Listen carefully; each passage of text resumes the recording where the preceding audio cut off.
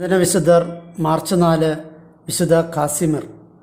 പോളണ്ടിലെ രാജാവായിരുന്ന Casimir നാലാമൻ്റെയും ഓസ്ട്രിയയിലെ Albert രണ്ടാമൻ ചക്രവർത്തിയുടെ മകളായിരുന്ന എലിസബത്തിൻ്റെയും 13 മക്കളിൽ മൂന്നാമത്തെ മകനായിരുന്നു വിശുദ്ധ കാസിമിർ. തൻ്റെ ചെറുപ്പത്തിൽ തന്നെ നല്ല ദൈവഭക്തിയുണ്ടായിരുന്ന കാസിമിർ ഭക്തിപരമായ കാര്യങ്ങൾക്കും അനുതാപത്തിനും തന്നെ സമർപ്പിച്ചു. തൻ്റെ വിനയത്തിനും ആത്മനിയന്ത്രണത്തിനും എതിരായി വരുന്ന എല്ലാത്തിനെയും അവൻ ഭയപ്പെടുകയും തൻ്റെ രാത്രികളുടെ ഒരു നല്ല ഭാഗം പ്രാർത്ഥനയ്ക്കും ധ്യാനത്തിനുമായി ചെലവഴിക്കുകയും ചെയ്തു. പ്രത്യേകിച്ച് രക്ഷകൻ്റെ സഹനങ്ങളെക്കുറിച്ചുള്ള ധ്യാനത്തിന് അദ്ദേഹം സമയം കണ്ടെത്തി. കാസിമിറിൻ്റെ വസ്ത്രധാരണം വളരെ ലളിതായിരുന്നു.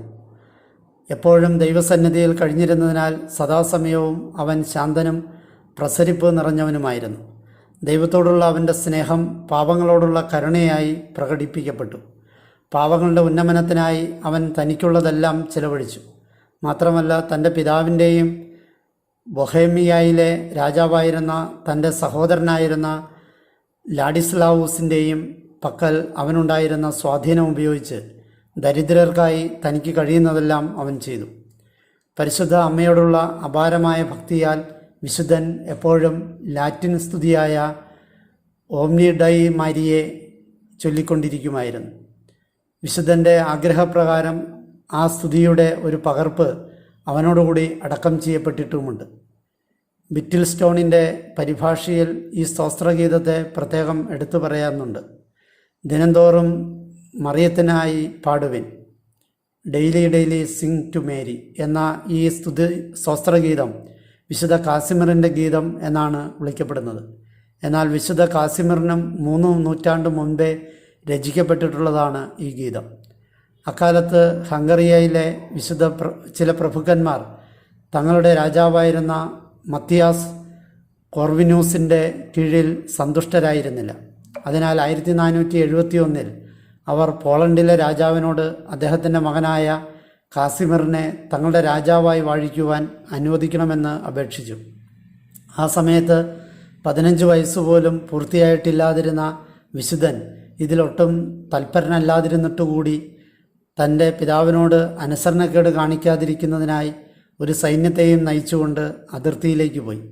എന്നാൽ മത്തിയാസ് ഒരു വലിയ സൈന്യത്തെ സജ്ജമാക്കിയിട്ടുള്ളതിനാലും തൻ്റെ സ്വന്തം സൈനികരിൽ തന്നെ വലിയൊരു ഭാഗം തങ്ങളുടെ കൂലി കിട്ടിയിട്ടില്ല എന്ന കാരണത്താൽ ആ ഉദ്യമത്തിൽ നിന്ന് കൊഴിഞ്ഞുപോയതിനാലും വിശുദ്ധൻ തൻ്റെ സൈനിക ഉദ്യോഗസ്ഥരുമായി കൂടിയാലോചിച്ച് അവിടെ നിന്നും തിരികെ പോരുവാൻ തീരുമാനിച്ചു. ഇതിനിടയ്ക്ക് സിക്സ്റ്റസ് 4 മാർപ്പാപ്പ രാജകുമാരനെ യുദ്ധത്തിൽ നിന്നും പിന്തിരിപ്പിക്കണമെന്നും രാജകുമാരനെ അവൻ്റെ ആഗ്രഹപ്രകാരം ജീവിക്കാൻ അനുവദിക്കണമെന്നും ആവശ്യപ്പെട്ടുകൊണ്ടൊരു ദൗത്യസംഘത്തെ കാസിമിർ രാജാവിൻ്റെ പക്കലേക്ക് അയച്ചു.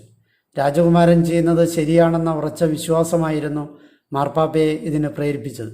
എന്നാൽ തൻ്റെ അഭിലാഷമായിരുന്ന സൈനിക ഉദ്യമത്തിൻ്റെ പരാജയത്തിൽ രോഷം പൂണ്ട കാസിമിർ രാജാവ് തൻ്റെ മകനായ വിശുദ്ധ കാസിമിറിനെ ക്രാക്കോവിൽ പ്രവേശിക്കുന്നതിൽ നിന്നും തടയുകയും ഡോബ്സ്കി കൊട്ടാരത്തിലേക്ക് നാടുകടത്തുകയും ചെയ്തു.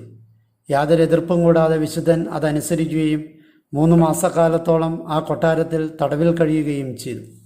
യുദ്ധത്തിൽ നടക്കുന്ന അനീതിയെക്കുറിച്ച് മനസ്സിലാക്കിയ വിശുദ്ധൻ പരസ്പര വിനാശകരവും തുർക്കികൾക്ക് യൂറോപ്പിൻ്റെ ആധിപത്യം സ്ഥാപിക്കാൻ സഹായിക്കുകയും ചെയ്യുന്ന ഈ യുദ്ധങ്ങളിൽ ഇനി ഒരിക്കലും പങ്കെടുക്കുകയില്ലെന്ന് ഉറച്ച തീരുമാനമെടുത്തു. വീണ്ടും ഒരിക്കൽ കൂടി തൻ്റെ പിതാവും ഹംഗറിയിലെ പ്രഭുക്കളും ആവശ്യപ്പെട്ടിട്ട് പോലും വിശുദ്ധൻ പിന്നീട് ഒരിക്കലും ആയുധം തൻ്റെ കയ്യിലെടുത്തില്ല.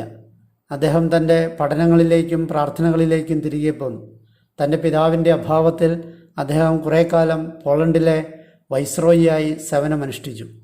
ചക്രവർത്തിയായിരുന്ന ഫ്രെഡറിക് 3 മകളെ വിവാഹം കഴിക്കുവാൻ ശക്തമായ സമ്മർദ്ദമുണ്ടായിരുന്നുവെങ്കിലും വിശുദ്ധൻ അത് നിരാകരിച്ചു. ശ്വാസകോശ സംബന്ധമായ അസുഖം മൂലം 1484 തൻ്റെ 26ാമത്തെ വയസ്സിൽ വിശുദ്ധൻ മരണപ്പെട്ടു.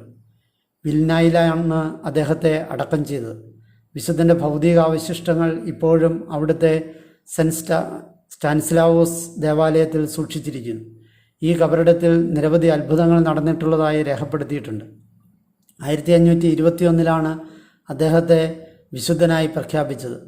പോളണ്ടുകാർ സമാധാന സ്ഥാപകൻ എന്ന വിശേഷണം നൽകി വിശുദ്ധ കാസിമിറിനെ ഇന്നും ബഹുമാനിക്കുന്നുണ്ട്.